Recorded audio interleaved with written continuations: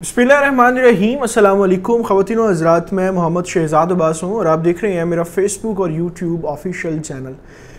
उसूली और 360 ज़ाविये पर ख़बरों की तफसील और तज्ज़िया जानने के लिए खुश आमदीद।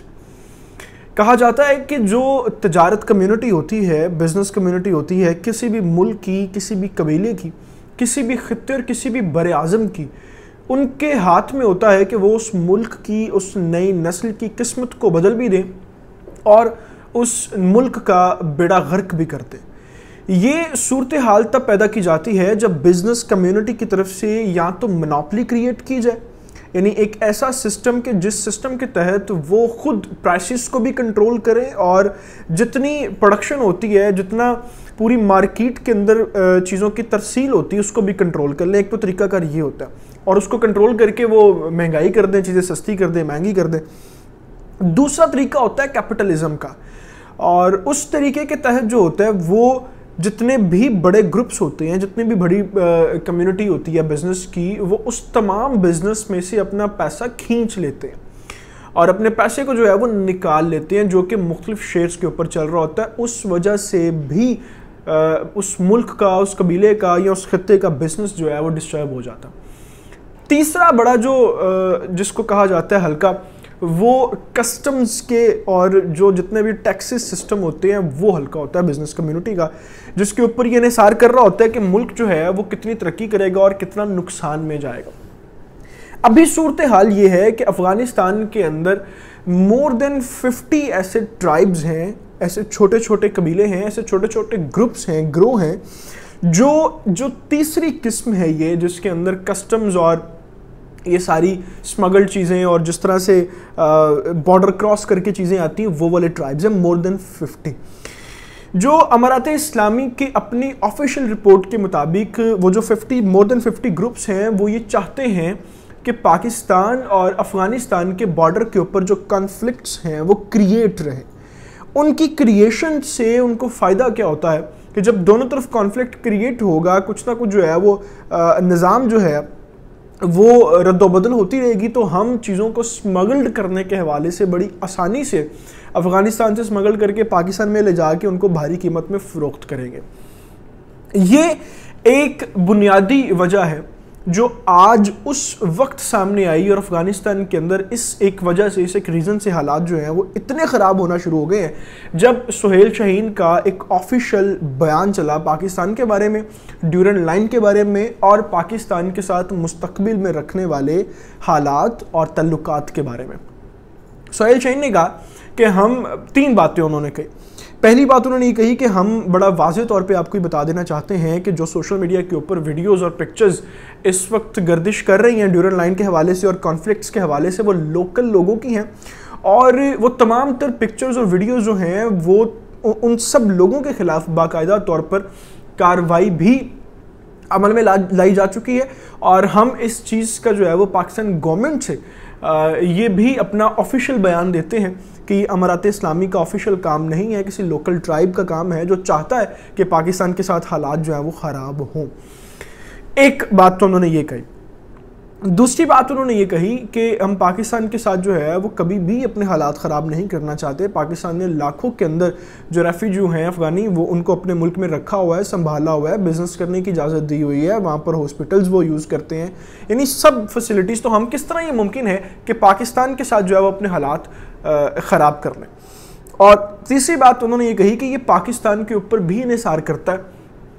कि पाकिस्तान अफगानिस्तान के साथ किस तरह के हालात रखना चाहता है। अब जैसे ही सुहेल शाहीन का ये बयान आता है कि वो ड्यूरेंट लाइन के हवाले से भी जो है वो ऑफिशियल स्टेटमेंट दे चुके हैं और वो ये भी कह चुके हैं कि वहाँ पर जितने भी पाकिस्तान के साथ मामलात हैं हम उनको मामूल पे देखना चाहते हैं। तो अब सबसे पहला नुकसान तो ये हुआ कि जब ये ऑफिशियल स्टेटमेंट नहीं आई थी तो समझा ये जा रहा था, कहा यह जा रहा था कि अफ़गानिस्तान का जो ऑफिशियल पूरा एक सिस्टम है वो इसके पीछे है। अब पहली बात तो ये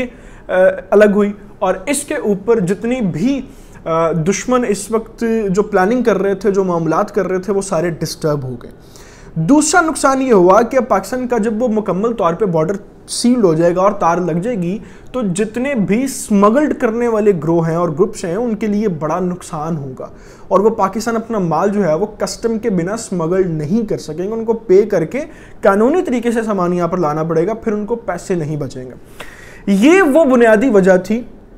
जिस वजह के ऊपर जैसे ही सुहेल शाहीन का बयान आया, अफगानिस्तान के इंटरनली इश्यूज जो हैं वो इतने ख़राब हो गए कि आज वहाँ पर मुख्तलिफ बाज़ारों के अंदर बिजनेस कम्युनिटी की हड़ताल जो है, आज बाज़ारों के अंदर जो कपड़ों की डमीज़ होती हैं उनके सर काटे गए हैं। यानी आप उनकी फ्रस्ट्रेशन का अंदाज़ा लगाएं कि जो डमीज़ होती हैं जिसके ऊपर सैंपल कपड़े चढ़ाए जाते हैं, उनके सर काटे गए और कहा गया कि हम ये एक्सेप्ट नहीं करते, बिज़नेस नहीं करेंगे। मुख्तलिफ जो है वो हरबे इस्तेमाल किए जा रहे हैं कि किसी ना किसी तरीके से पाकिस्तान और अफ़गानिस्तान का जो कॉन्फ्लिक्ट है, इशू जो है वो क्रिएट हो और बॉर्डर के ऊपर जो है वो बड़ी सरहदी एक तंगी बनी रहे, जिसके नतीजे में हमें जो है वो मार्जिन मिले और हम यहाँ से अपना माल जो है वो पाकिस्तान में डिलीवर करें। अब दो बातें यहाँ पर समझने वाली हैं। एक बात तो ये है कि पाकिस्तान जो है वो अफ़गानिस्तान के लिए जितना कुछ इस वक्त खित्ते में कर रहा है, यानी OIC का इजलास हो या उनकी अमदाद हो या उनको खुद राशन के ट्रक भेजने हो या रेफ्यूजी के हवाले से हो या हॉस्पिटल्स की सर्विसेज के हवाले से हो, जितना भी इस वक्त पाकिस्तान सारा काम कर रहा है उसका सुहेल शाहीन ने भी इतराफ़ किया और अफ़गान गवर्नमेंट भी समझती है कि हमारे इंटरनल इशूज़ जो हैं वो एक तरफ हैं, लेकिन पाकिस्तान के साथ कम अज़ कम हम तल्लुकात ख़राब नहीं करना चाहते, ये दोनों मुल्कों के मुफाद में। और दूसरी बात ये है कि अफ़गानिस्तान में इस वक्त जो हालात हैं वो शायद उस दौर से भी ज़्यादा ख़राब हो जाएं जिस दौर में वहाँ पर अमेरिका मौजूद था, क्योंकि जब वहाँ पर अमेरिका मौजूद था तो इस तरीके से चापलूसी वहाँ पर नहीं होती थी और किसी ना किसी तरीके से जो है वो जो निचले लेवल के कबीले थे वो अपना काम कर लेते थे। अब चूँकि बाकायदा तौर पर अमारात इस्लामिक के अंदर तालिबान की हुकूमत आ चुकी है, तो अब जितने वहाँ पर ऐसे लोग और फितने हैं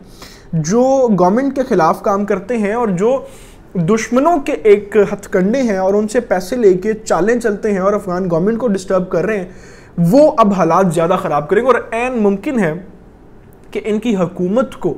चैलेंजेस जो हैं वो बाहर से उतने ना हो जितने इंटरनली इश्यूज़ पे हों। तो पूरी गुफ्तगू का, पूरी बात का जो लुबे लुबाब है और जो इसका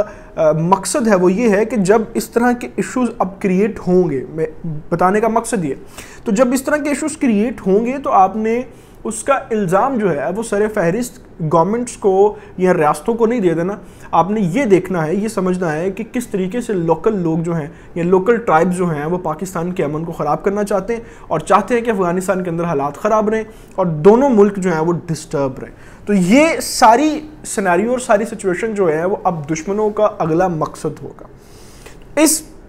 सारी सूरत हाल को आपके सामने रखना बड़ा ज़रूरी था ताकि आप ये समझ सकें कि जितने भी कॉन्फ्लिक्ट्स इस वक्त क्रिएट हो रहे हैं उनका बराह रास्त गवर्नमेंट के साथ कोई ताल्लुक नहीं है। वहाँ पे अफ़गानिस्तान के अंदर दुश्मनों के 20 साल तो खित्ता दुश्मन के पास रहा है, तो न जाने कितने वहाँ पर उन लोगों ने अपने जो हैं वो अड्डे बनाए होंगे, कितने लोगों को उन्होंने रिश्वत दी होगी, कितने लोगों को उन्होंने जो है वो अपनी तरफ कर लिया होगा। तो ये बड़ा एक स्लो प्रोसेस है और इस स्लो प्रोसेस के थ्रू ही हम ये तय कर सकेंगे कि आज से 2, 4, 5 साल या कम से कम 10 साल बाद अफगान के अंदर अमन कायम हो और पाकिस्तान के साथ हालात उनके ठीक हो। इन तफसीलात के साथ अभी मैं आपसे इजाज़त चाहूँगा। अल्लाह ताला से दुआ है अल्लाह ताला पाकिस्तान का और पाकिस्तान के नौजवानों का हामी नासर हो। अपना बहुत सारा ख्याल रखिएगा। अल्लाह हाफिज़।